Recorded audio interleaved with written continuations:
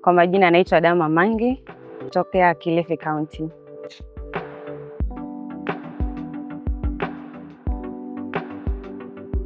Ni unyanyasaji wa kijinsia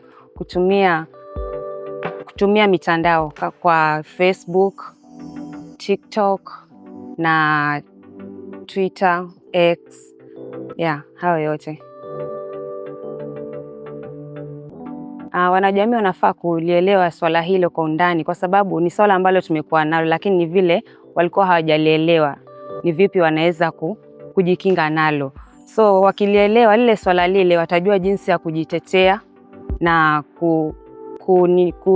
kukomesha kabisa unyanyasaji wa kijinsia kutumia mitandao.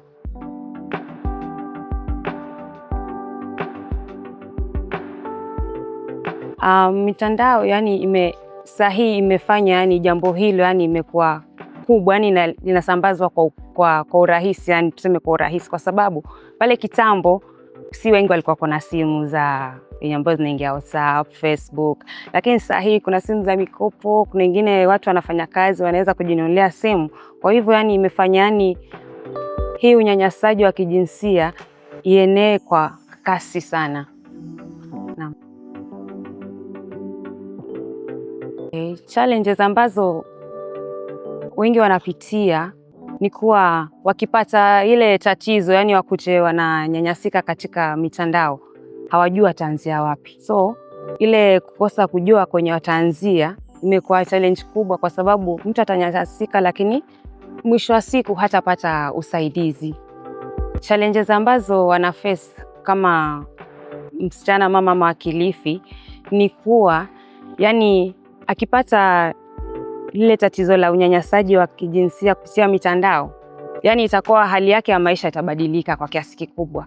Itakuwa hana ile uhuru. Kama ni shuleni, ataacha kwenda shuleni. Kama ataenda pia ataenda ataenda, lakini atakuwa hako huru, kwa sababu imekuwa na madhara. Mwisho wa siku anaweza patwa na msongo wa mawazo, aache kusoma, wengine hata ifikie hali ya kujiua.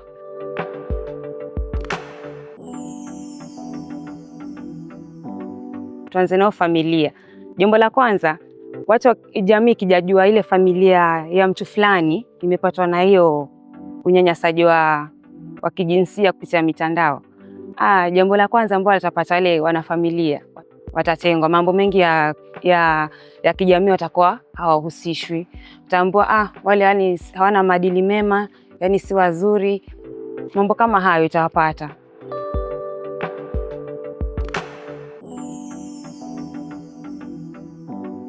Kupata usaidizi, tunafaa tulitilie maanani, kwa sababu si jambo zuri kuongea tu ukweli, si jambo zuri.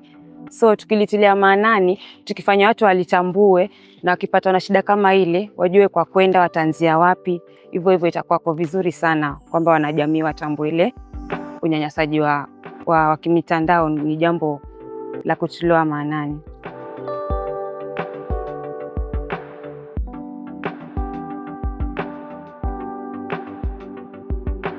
Tuanze huku vijijini. Huku kuna machifu. So wale machifu pia ni viongozi ambao wale wanafaa kujua shida zote ambazo zinaendelea kijijini huku chini huku, kabla tujaenda kule juu kwa polisi nini.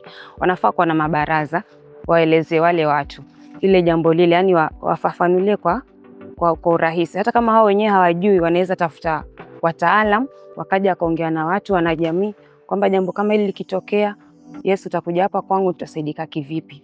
Mashuleni pia, hata kama wale walimu hawana ufahamu wa ile mambo venye watasaidia wale watoto wanafunzi, wanaweza kuleta wataalam pia pale shuleni, ama watafute mwalimu ambaye amesomea hao mambo huko chuoni, aje aongee na wale watoto, na mwisho wa siku naona tutasonga mbele kwa kiasi fulani. Naam.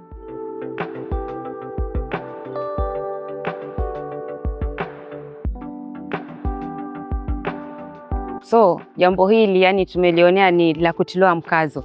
So ukipatikana na hili jambo hili, usinyamaze. Maana kunyamaza itakuletea madhara mengine kama msongo wa mawazo, kujiua, kujitenga. So wakati wote ukipata mtu mwenzako ama we mwenyewe ikikutokea, take a step, usizubae. Usijifiche kabisa, usilionee ni kwamba ni jambo la aibu. Take a step, kwa sababu ukizubaa italeta madhara zaidi. Yaani tuamke, tusilale watu wa Kilifi. Naam. Yes. Thank you. Tumemaliza for now. Okay.